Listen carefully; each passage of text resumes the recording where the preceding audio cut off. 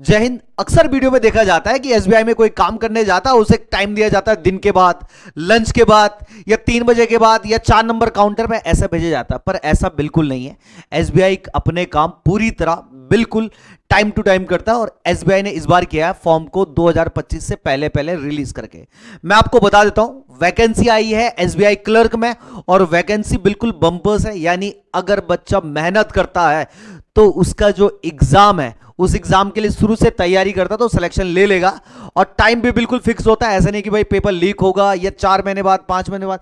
इसका हर चीज का टाइम फिक्स है जो एसबीआई कराता है। सबसे पहले बात करते हैं एसबीआई के इस बार के जो फॉर्म एसबीआई ने निकाले हैं। एसबीआई की जो पोस्ट आई है ये आई है junior associate customer support and sales recruitment, यानी क्लर्क के मान लेते हैं। और जो वैकेंसी आई है 13,735 पोस्ट है एसबीआई क्लर्क में। ठीक है, जनरल की बात करते हैं, यूआर की है 5,870, वहीं ईडब्ल्यूएस की है 1361, ओबीसी की जो वैकेंसी है 3,001 है, एससी की है 2,118, एसटी की है 1,385 और टोटल है 13,735। ये एसबीआई ने निकाली है। और सबसे बड़ी बात, एसबीआई ने हर चीज का टाइम पहले से शेड्यूल किया है, यानी कस्टमर को ये ढूंढने की जरूरत नहीं है। जैसे कस्टमर लोग क्या करते हैं, एसबीआई को अक्सर धारणा ही बना लेते हैं कि भाई एसबीआई क्या करेगा, लेट करेगा। तो मैं आपको बताता हूं हर एक चीज एसबीआई ने पहले रिलीज की है। जरा पढ़ते हैं एक एक पॉइंट को। सबसे पहले एप्लीकेशन की बात करते हैं। 17 तारीख से फॉर्म स्टार्ट हो चुके हैं भरने, 17 दिसंबर 2024 से। लास्ट डेट है 7 जनवरी 2025, यानी अगले साल अगले महीने की 7 तारीख को।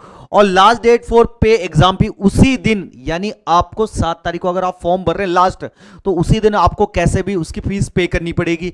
और जो इसका एग्जाम है फेज 1, यानी जिसको प्री कहते हैं, उसका जो डेट है टेंटेटिव डेट फरवरी 2025, यानी फरवरी की किसी भी तारीख को यह पेपर हो जाएगा। और ना ही मार्च जाएगा ना ही अप्रैल। एसबीआई ने कहा है फरवरी तो फरवरी होने वाला है। अगले बात करते हैं मेंस की बात करते हैं, तो मार्च अप्रैल का, यानी उसने कहा मार्च भी हो सकता है और अप्रैल लास्ट तक हो सकता है, यानी मार्च से अप्रैल के बीच में होगा, ना उससे पहले ना उससे बाद। और कब? 2025 में। जरा फीस की बात करते हैं। जनरल, ओबीसी और ईडब्ल्यूएस वालों के लिए 750 फीस है। बाकी अदर कैटेगरी जिसमें एससी एसटी पीएच है उनके लिए भाई फीस कम है। ठीक है।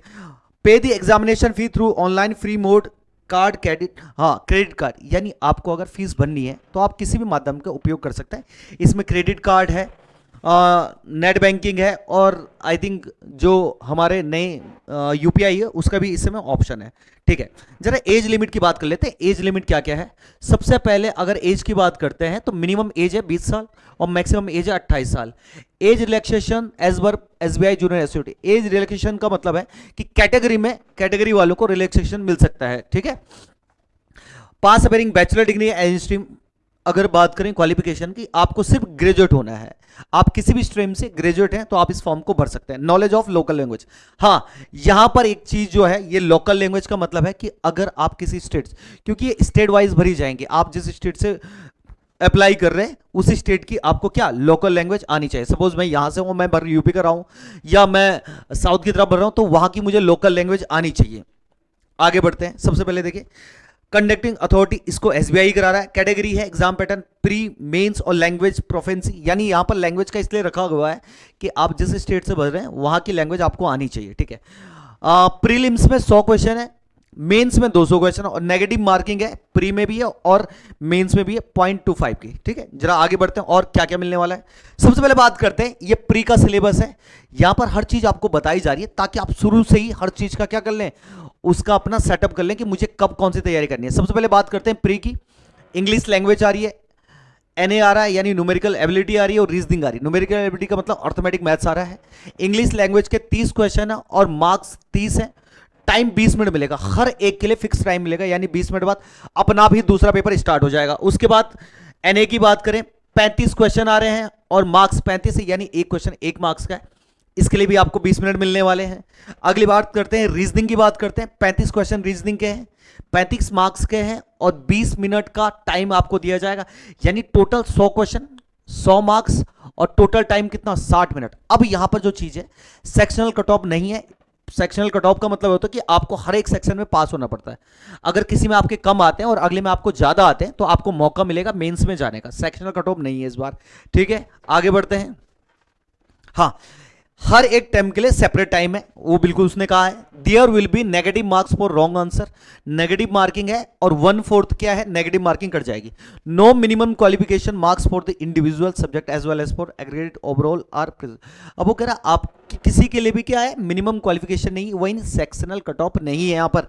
अगले की बात कर दी, adequate number of candidate in each category decide by the bank 10 times. अब देखिए यहां पर ये चीज इस समय मतलब बच्चों के लिए, अगर आप बच्चे अच्छी मेहनत करते हैं तो मेंस में लगभग जितनी भी वैकेंसी है, यानी 13,735 अगर वैकेंसी है तो उसका 10 गुना लिया जाएगा, यानी 1,37,000 बच्चे अप्रोक्स लिए जाएंगे। 10 टाइम्स जितनी भी मेंस की वैकेंसी है उसका 10 गुना ज्यादा लिया जाएगा। ये जो बैंक कह रहा है कि लगभग 10 गुना हम लेंगे, उससे ज्यादा भी हो सकता है, थोड़ा कम हो सकता है, लेकिन इतना बैंक लेगा ही लेगा। ठीक है यहां तक। तो देखते हैं भैया कि आपको जो मेंस है इतने लोगों को मेंस देने का मौका मिलेगा। आगे बढ़ते हैं। अब यह है मेंस का, इससे ही फाइनल मेरिट डिसाइड होगी। सेक्शनल आपको सिर्फ क्या करनी है, जो प्री है उसको क्वालिफाई करना, इससे आपकी क्या फाइनल मेरिट बनेगी। सबसे पहले बात करते हैं जीए की, बात कर लेंगे। जनरल फाइनेंशियल अवेयरनेस, ये आने वाले हैं 50 क्वेश्चन और मार्क्स हैं इनके 50, 35 मिनट का टाइम मिलेगा। बात करते हैं इंग्लिश लैंग्वेज की, 40 क्वेश्चन है और आपको मैक्सिमम मार्क्स मिलेंगे 40, टाइम है 35 का, यानी इंग्लिश और जीए के लिए टाइम है 50 और 40। अगली बात करते हैं क्वांटिटेटिव एप्टीट्यूड, जिसमें आपका क्या आने वाला है, अर्थमेटिक पूरा कंप्लीट आने वाला है। तो ये 50 क्वेश्चन है और 85 मार्क्स है 45 में। अब यहां पर रीजनिंग और कंप्यूटर एप्टीट्यूड, यहां पर थोड़ा सा आपको देखना है कि भाई 50 क्वेश्चन है लेकिन मार्क्स कितने हैं, 60 है, यानी टोटल 190 क्वेश्चन, टोटल मार्क्स 200 और टाइम मिलेगा 2 घंटे 40 मिनट। ये आपका मेंस का सिलेबस है और यही डिसाइड करेगा आपका सिलेक्शन। मेंस कितना अच्छा जाता है वही आपका सिलेक्शन डिसाइड करेगा, यानी 2 घंटे 40 मिनट का पूरा पेपर होने वाला है और उसमें आपको क्या करना है भैया, ये 200 है। अब डिपेंड करता है मेरिट कितनी जाएगी। आगे बात करते हैं। सबसे पहले पेनल्टी, वही प्रीलिम्स और उसके लिए दोनों के लिए क्या है, दोनों पेपर ऑनलाइन है और दोनों के लिए 1/4 क्या है, नेगेटिव मार्किंग है। अब वो कह रहा है if your question is left blank, अगर आप छोड़ते हैं उसके कोई मार्क्स मत सोचे कि मार्क्स मिलेंगे। The question is objective test expect for the test of general English will be bilingual English and Hindi, यानी वो कह रहा है इंग्लिश को छोड़ के सारे जो क्वेश्चन है आपको बाइलिंगुअल मिलने वाले हैं। ठीक है यहां तक। Those who qualify for SBI clerk mains exam will be called for the language, हाँ जिसका मेंस निकल जाएगा, क्वालिफाई कर लेगा, तो उसको बुलाया जाएगा लैंग्वेज टेस्ट के। लैंग्वेज टेस्ट का मतलब है कि भैया वो चेक करेंगे कि इसे जो स्टेट से भर रहा है वहां की जो रीजनल लैंग्वेज है उसमें क्लियर है या नहीं है, ऐसा तो नहीं उसमें ही दिक्कत हो रही है। सबसे पहले आप देखें काइंडली चेक एंड कलेक्ट, और बहुत सारी इसके साथ साथ बहुत सारी ऐसी इंफॉर्मेशन है जो मैं आपको जल्दी देने वाला हूं, क्योंकि इस बार ड्रीमर्स ने ठाना है कि सिलेक्शन लेके मानना है। देखते हैं सबसे पहले kindly check and collect all the document eligibility ID. हाँ जब भी आप फॉर्म भरते हैं बैंक में, देखिए मैं आपको एक छोटी सी बताता हूं, अगर आप फॉर्म भर रहे हैं तो जो फोटो आप उस में डाल रहे हैं ना, तो उसकी कॉपी अपने पास रख लीजिए। बैंक क्या करता है वहां पर उन कॉपी को उसको मिलाता है, अदरवाइज आपके सामने ना रिस्ट्रिक्शंस हो जाएगा कि भैया ये फोटो लेके आए। बैंक बहुत अच्छे से चेक इन करता है और बाहर भेज देता है। बहुत सारे बच्चों को ऐसा है कि भाई उनकी फोटो मैच नहीं होती है, तो कोशिश करें जब भी आप फॉर्म भर रहे हैं जो फोटो फॉर्म में आप फिलअप कर रहे हैं उसी की ही आप क्या करें और कॉपीज निकाल लीजिए और अपने पास रखें जब भी आप एग्जाम देने जाएंगे।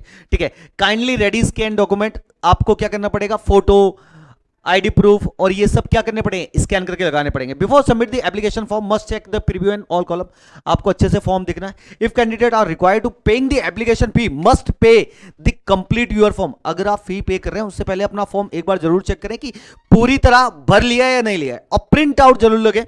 फाइनल सबमिट जब भी आप उसको निकाल रहे हैं तो उसका प्रिंट आउट अपने पास रखें, क्योंकि बैंक में ज्यादा टाइम नहीं लगता है। 4 महीने में पूरा सिलेबस जो कितना भी प्रोसेस है पूरा कंप्लीट हो जाएगा, यानी आपकी तैयारी से लेके और फाइनल रिजल्ट तक 4 से 5 महीने लगेंगे।